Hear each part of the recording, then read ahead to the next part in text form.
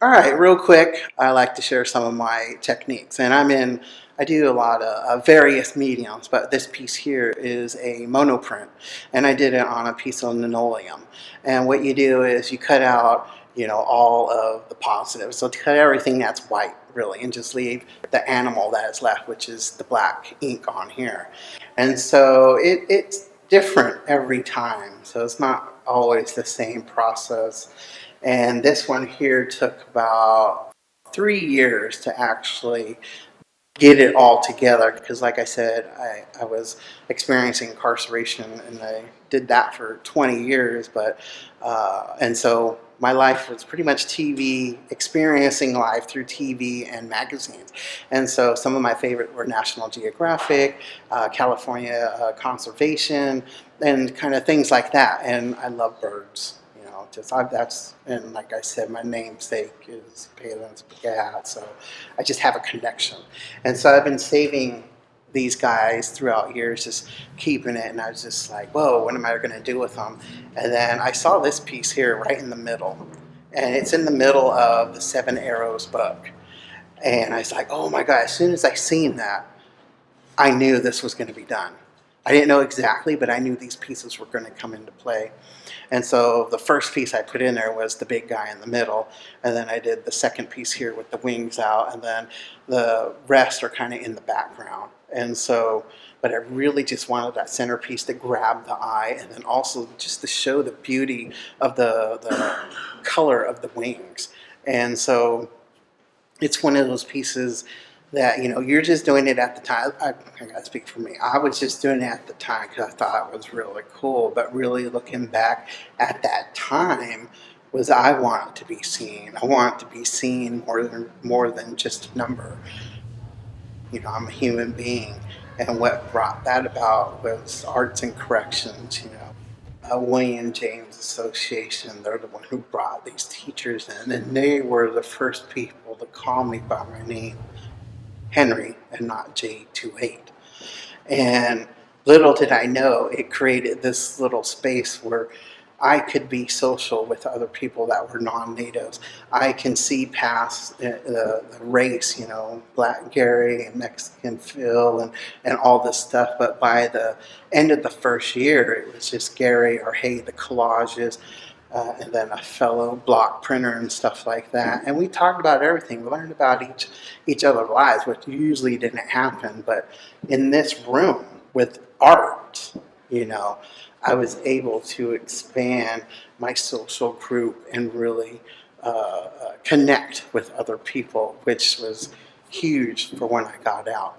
This one I think I did in 2009, which was actually in Arts and Corrections, and then I just got them out given back to me when I got out, and I'm like, what am I going to do with these?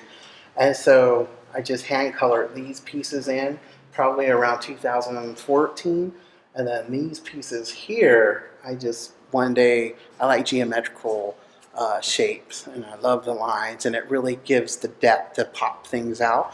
And so I started adding that into it just to give it that definition of the hawks being in front of it.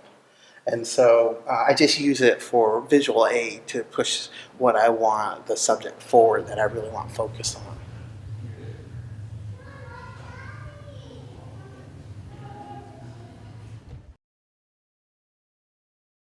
Yeah, well, all of them really spoke to me. A lot of them are traditional about the baskets, understanding, how they were very crucial into, our heritage and our livelihood.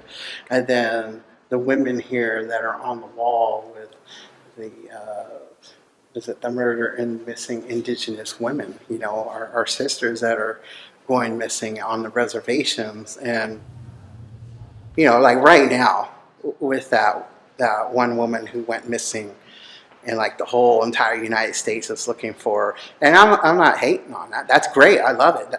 That should happen every time. But where are they looking for, our Native sisters? Why aren't they looking for them? Why is it in their jurisdiction now?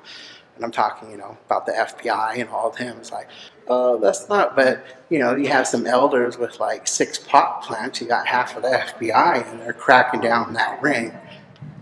Whatever. And so anyways, but just giving these women faces, and give them the power that you see in their eyes. I mean, they really captured the pride. They really captured, just the honor, and me just seeing the honor for the elders, the honor for their children, the honor for their people.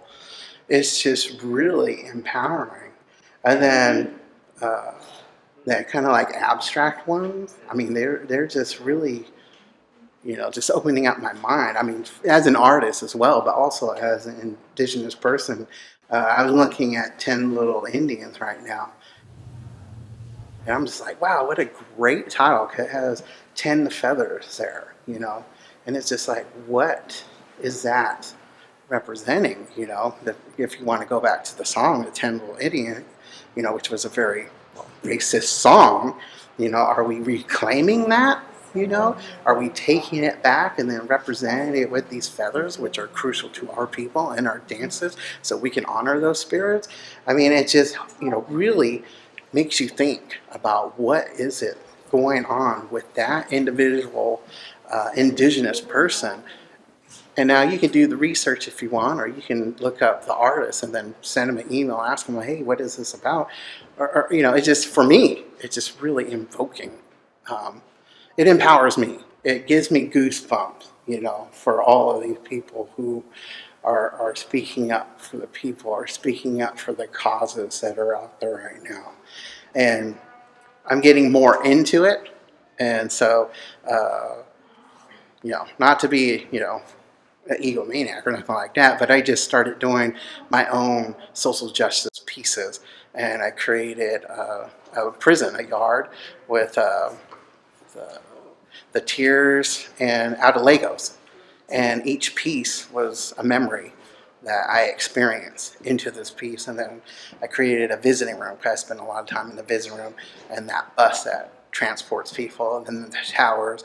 And then I just did a piece had a purple background, really dark purple, then had a gun tower, just solid black, just a shade, and in front of it, just shiny razor wire. And in the middle of it is a little hummingbird.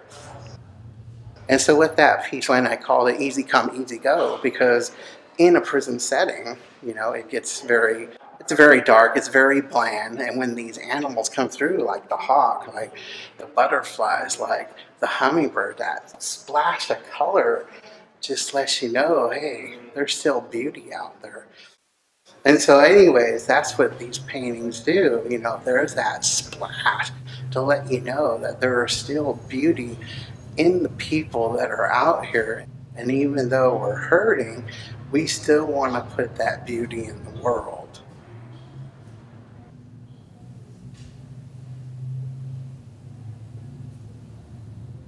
Check out my website at www.redtailart.com, and you can get me at redtailart@gmail.com. I look forward to any of your questions or comments. Thank you.